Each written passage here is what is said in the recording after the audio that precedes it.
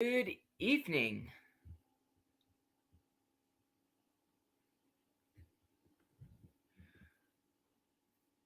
As you're coming in, get settled or whatever you need to say hi to me or whatever. Good evening, Hoosiers. This is Mechanical Spencer speaking. I'm here to give a message to the Hoosiers that are watching this. So, as you may or may not know already, the Sunshine Protection Act has passed in the Senate unanimously. Now, I haven't watched the full remarks on passing the Sunshine Protection Act. So tonight, I'm going to react to it. So let me share my screen here. Share screen. Entire screen.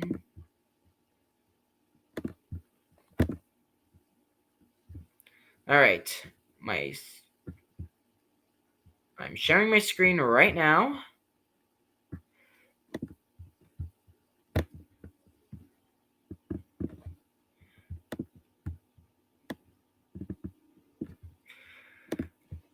Okay.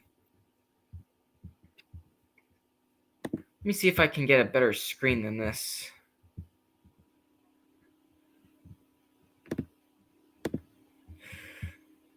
Do the entire screen. All right.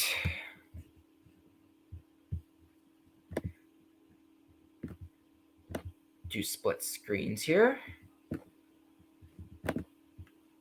There we go.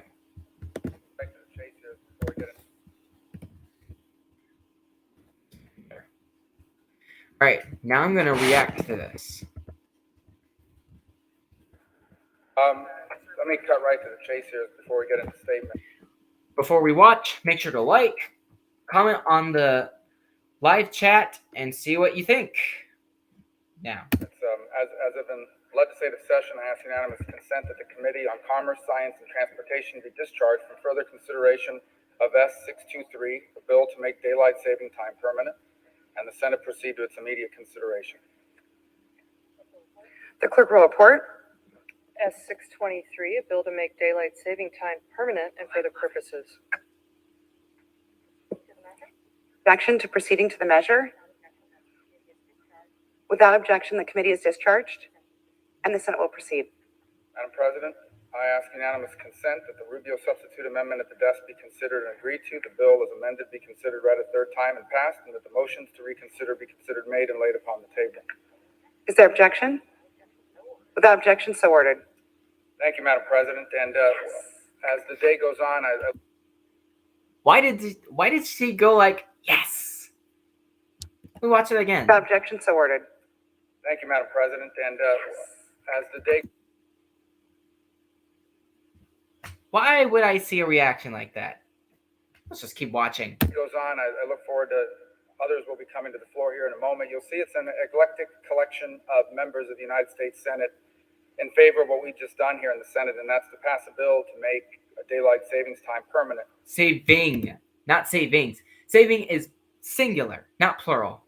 Just this past weekend, we all went through that biannual ritual of changing the clock back and forth and the disruption that comes with it. And one has to ask themselves after a while, why do we keep doing it? Why are we doing this? It's because of special interests and corporations. It really began back in 1918 as a practice that was supposed to save energy. And since then, we've adjusted it. Today, save energy. No study has ever been done to back that up. Why would you ever say that? That's what... Come on. I'll just keep watching. Daylight savings time, which started out as 6 months, was extended to 8 months in 2005. Golf industry, the candy industry, just to name a few. The petroleum industry lobbied first. Really showing you where people's preference were. So we're doing this back and forth of clock changing for about 16 weeks of standard time a year. Now, I think 16 weeks? That's about my entire school semester. The majority of the American people's preference is just to back and forth changing. Of course, but which one? Permanent standard time, permanent daylight saving time? Which one? And then, but beyond that, I think their preference is, certainly at least based on today's vote and what we've heard, is to make daylight savings time permanent.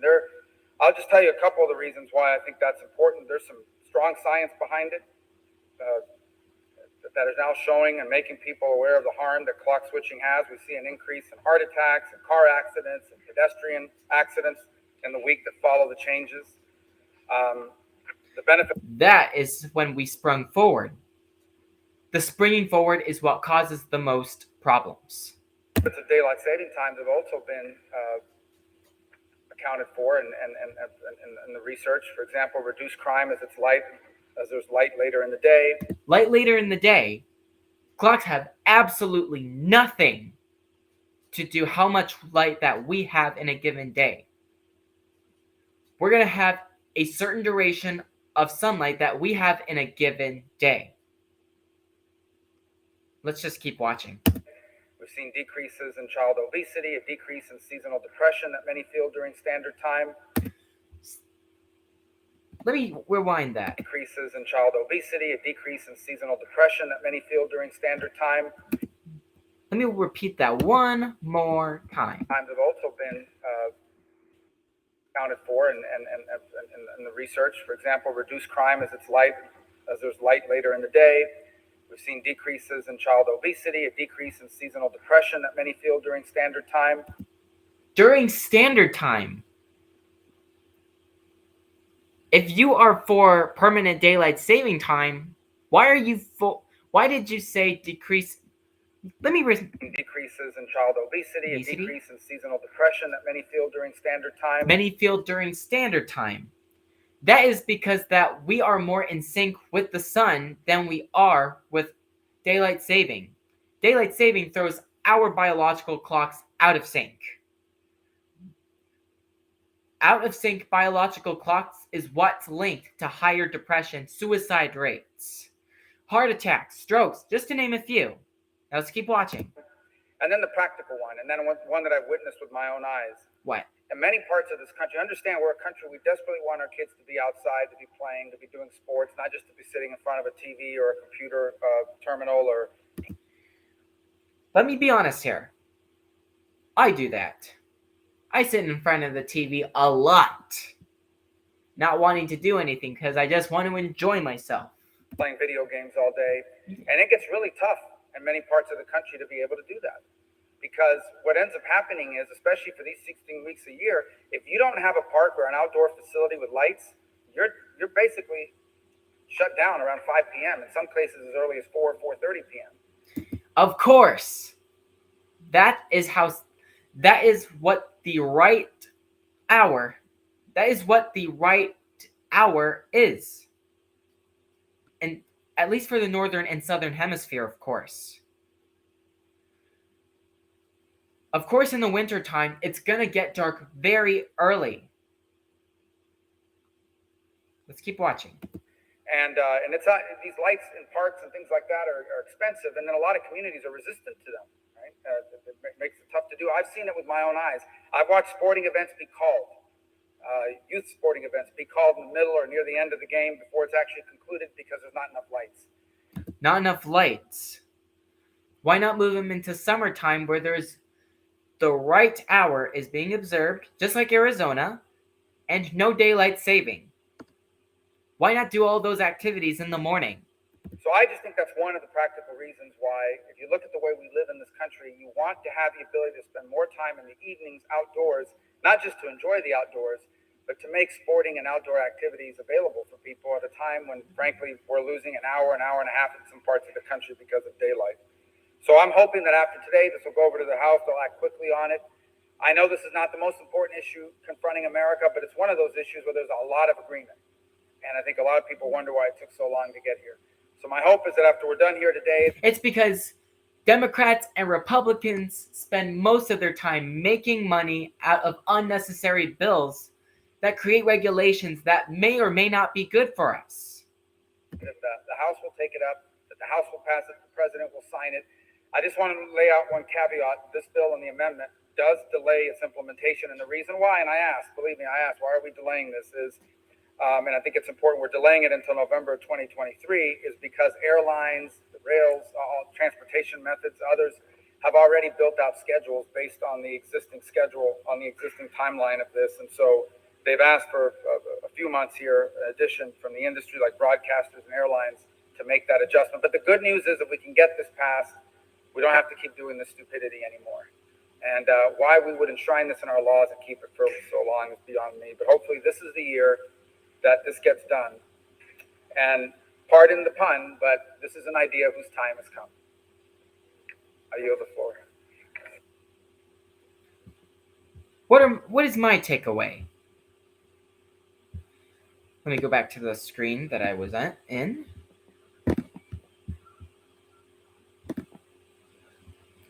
What's my takeaway on this?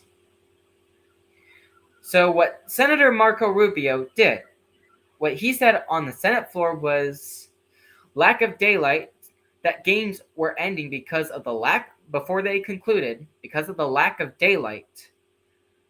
Children were are on computers and TVs. Many children are like that, you know? I'm one of them. Not gonna lie here.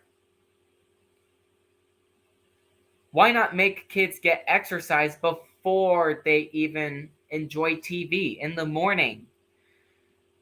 What are my objections to the Sunshine Protection Act or daylight saving year-round? Let me show you some articles. I'm going to share my screen again. I'm going to show you some articles, and I'm going to read them. Starting with the... Where is this article that... I just found it. Okay. There we go. This article is from James C. Clark. Daylight saving year-round. Once a disaster, always a disaster. So what this article is saying...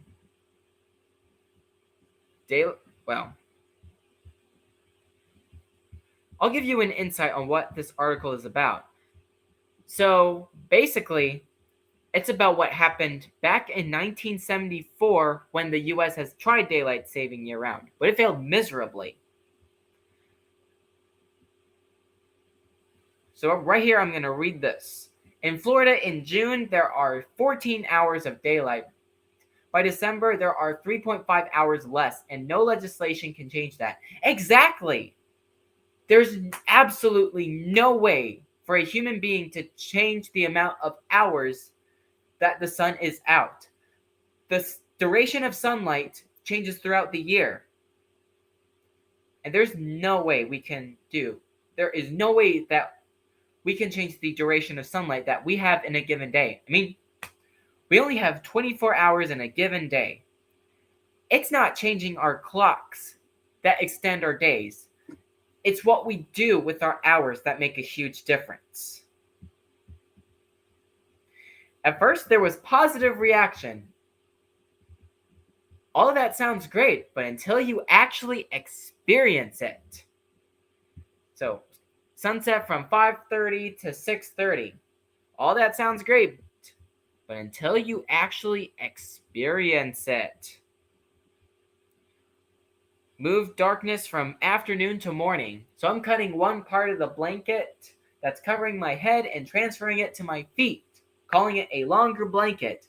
No, it doesn't work like that. What were the side effects? What were the side effects to this so-called daylight saving, or should I say shifting act, as James C. Clark puts it? Millions of school children were going to school in pitch dark, which meant 16, 17, and 18-year-old drivers on the road in darkness. Accidents soared. Schools, parents, and protested. After just 8 months of this experiment, Congress repealed this experiment because of what happened. That's why today, federally, it is illegal to do daylight saving year-round. But yet, Senator Rubio wants it back. because of the so-called extra sunlight at the end. Senator Rubio, if you're watching this, why not look at the negative side of permanent daylight saving?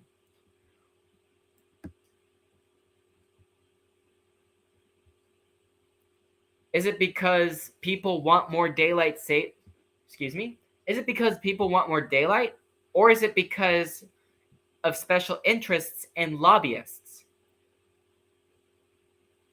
The petroleum industry started lobbying in the 1930s when they've noticed a huge connection between money and increased gas spending in daylight saving. It's because people are going out to the shops 1 hour early. If you want to extend your hours into the evening, start earlier. It's that simple. If you want to wake up at 5:30, that's all fine and dandy. But I'm not putting up with something that extends our so-called sunlight hours into the evening. Just throws off our biological clocks that we have. Now, I'll show you some other articles. Time to ditch daylight saving time. It's a killer that doesn't save energy. Many of us may or may not have heard that daylight saving conserves energy, like I mentioned earlier. But no, time has absolutely nothing to do how much energy that we use.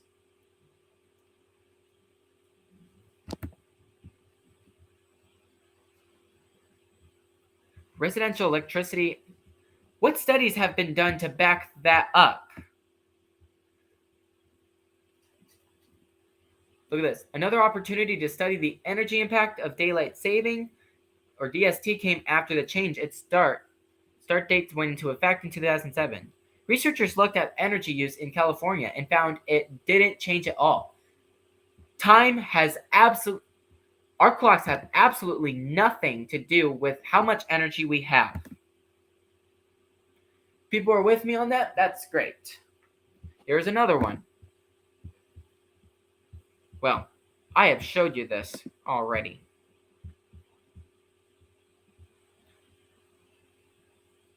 Victoria, the sun won't rise until after 9 the next morning. Around 9:30 if you're in Prince George, and after 11 if you're home in Fort Nelson. After 9 is what would happen in Indiana. I can relate to this. I don't want to wake up at 7 a.m. still seeing it's still pitch black outside. I don't. And neither do you. Now, these are just the few articles that I'm going to mention tonight. For those that care about their relatives, that don't want to be in car accidents or suffer from heart attacks, strokes, or whatever, please share this video. And this bill passed unanimously. Hang on, what am I doing? Hang on, let me stop sharing my screen for a little bit. I don't want to... There we go. Okay, where is them YouTube video? I have so many of them. I'm going to clean up a little bit. I just found it. So the title is Senator Rubio Speaks Following Unanimous Senate Passage of the Sunshine Protection Act. This is supposed to be unanimous. Everyone has to vote on this bill. It's the constitutional way. Each senator gets one vote. Now, if you liked this video and you want to share this to your family members, click on the share icon. Click on the share, and after this live stream, this video will be on YouTube. I hope you liked my message today and what will be happening. This bill is going to the House now. I hope you liked this message today. Have a great night.